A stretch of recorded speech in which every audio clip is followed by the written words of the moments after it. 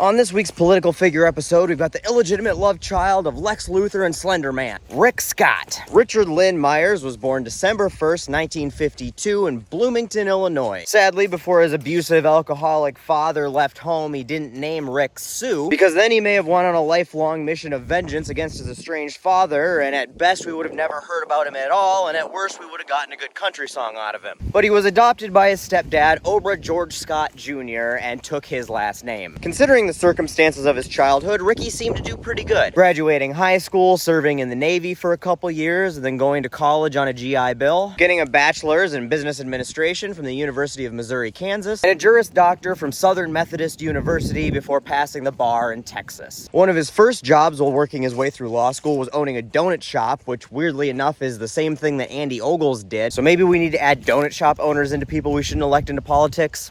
And then after graduating law school, he got hired on as an attorney with the Johnson & Swanson law firm in Dallas. While there, he used his lawyering money and connections to start buying hospitals. They bought 3 hospitals and then immediately shut one down, and then started a long and profitable career of exploiting sick people. By the end of the 80s, they owned 4 hospitals and started buying interest in Basic American Medical, a company that owned 8 hospitals. And then they bought into Galen Healthcare, which had 90 hospitals. And then in 94, they merged with Hospital Corporation of America, forming the largest private for-profit healthcare company in the country. So now a live-action Fallout Ghoul and his minions own 350 hospitals, 550 home care centers, and a bunch of other medical services and offices in 38 states. And then in 1997, the FBI, the IRS, and the Office of Health and Human Services served warrants to raid multiple of their offices on suspicions of fraud. Oh, the surprise. Under this new pressure, Rick Scott resigned from his company, but not before giving himself a $10 million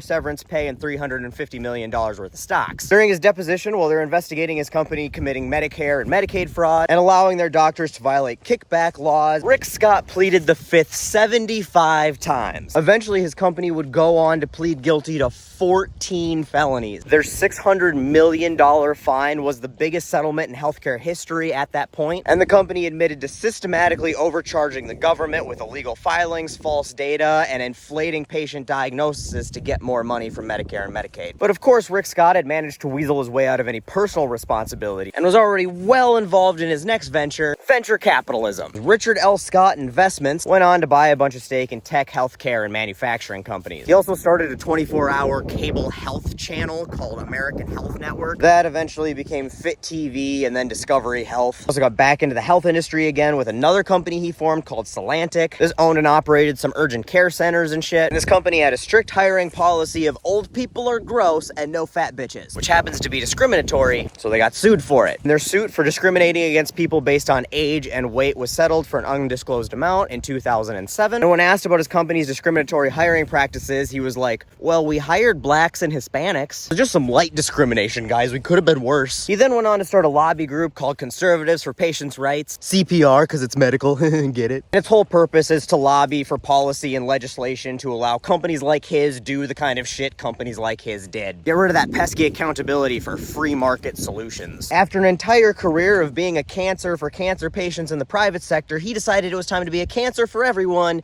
in the public sector. And what better place to do that than Florida? And despite not being from Florida, he fit right in, as he always looks like he just got done eating another dude's face. And that seemed to be just enough to resonate with the residents of the Florida Man state to squeak out a victory of like 1%. As governor, he really put his back into trying to promote state-sanctioned red rum, trying to streamline the capital punishment process and limit the number of jurors required from the full 12 to like 10 to give somebody capital punishment. Which really isn't a surprise. If you just look at Rick Scott, he is clearly a fucking serial killer. And as such, more people were executed while he was governor, 28 people in total, than under any other governor in Florida history. Obviously, he endorsed Donald Trump, but he did have the business acumen to not go full margarine, taters, and cream. So when his support was questioned after Trump would do things like brag about grabbing him by the puss and shit-talked the Muslim father of a fallen U.S. soldier, Rick Scott would say something like, I'm not really following politics that closely, but you know, if it's what you say it is, that sounds pretty bad. Ricky, who is also always clearly on a combination of meth, cocaine, Adderall, and bath salts, tried forcing welfare recipients to get drug tests invested. Because, you know, when life sucks and you can barely scrape by and you can't afford health care because assholes like Rick Scott has defrauded you out of it, don't you dare be self-medicating if you want some food stamps. When it came to education, he passed an education bill that, while did some good things, it mostly helped subsidize rich kids' private school tuition with public money. That said, the one thing I will give him credit for with his education bill, for years and years, even when I was going to school in Florida, you were forced to go to the school in the district where you lived. And the U.S. as a whole, but Florida specifically, is really bad about funding schools where poor people live. So this policy really disenfranchised a lot of impoverished communities from getting quality education. He got rid of that and allows kids to go to whatever school they can get themselves to. And that is absolutely a good thing that should have been done a long time ago, so credit where it's due. But that's where the credit ends, because he also signed a bill that allowed anybody to challenge the use of any instructional materials in Florida schools, which is the biggest Karen nightmare imaginable. For everybody else, not for the Karens. That's their fucking wet dream. He's also admitted to not being a scientist, but does not believe the scientific consensus on climate change, because you can't be on brand unless you're overconfident in your unqualified opinion about things. He cut funding to Florida's EPA and $700 million for Florida's water management districts, which, surprise, surprise, resulted in water contamination problems. He's also been very anti-gun control and then very pro-gun control. He banned bump stocks, raised the minimum age to buy a rifle to 21, and tried to pass some legislation to prevent people with mental health issues from accessing firearms, which, I mean, it is Florida, so he probably could have just banned them as a whole at that point. But anyway, then he also passed some weird law that said that doctors weren't allowed to ask their patients if they own a firearm, but that got overturned in the court. And he expanded Florida's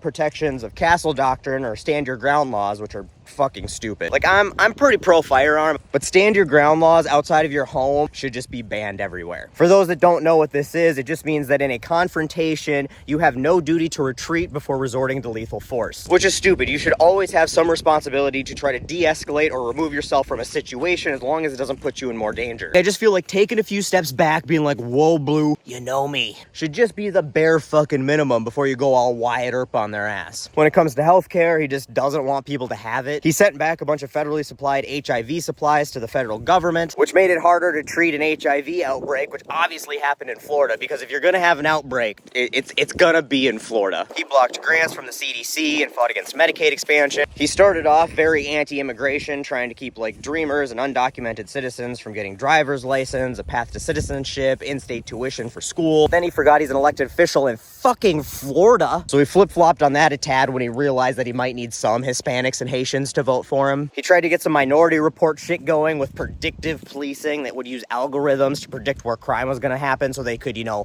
protect property. Went on a ballot initiative. Florida voters voted to ban gerrymandering. He worked really hard to stop that from actually becoming a constitutional amendment. He initially rejected $2.5 billion in federal funding to get a high-speed train built from Tampa to Orlando, trying to say that public transportation infrastructure is bad because California. That was his logic. But then when the company All Aboard Florida was trying to get some state and federal funding, now suddenly the train idea seemed great, and he approved it right away. And I'm sure that had absolutely nothing to do with the $3 million old Pickle Rick had invested in All Aboard Florida's parent company. He hates voting rights. Obviously, he was trying to keep felons from getting voting rights. See, felons had a process where after so much time they could apply to get their voting rights back. He and a little board he handpicked got to handpick who would get their voting rights back. Out of 30,000 annual applications, only about 3,000 would actually get their rights restored, and of course the majority of those were white. He's also tried purging voter rolls, getting rid of early voting, getting rid of mail-in voting, doing all the signature bullshit, tried passing voter ID laws, you know, all of the greatest hits when it comes to voting suppression. Under Rick Scott's reign, lines at the voting booth were the longest in the country. In 2018, he decided to run for Senate and won by like 0.5%. He voted against a bill that provided military aid to Ukraine, and then publicly bitched about Biden not providing enough military aid to Ukraine. He wrote a letter telling people that despite there being openings at the IRS for good-paying jobs, that they shouldn't apply for them. He voted on a bill that would stop kids from using pronouns because grammar is scary. He was the one who suggested Trump should call a national emergency to build his wall, which Trump did, and then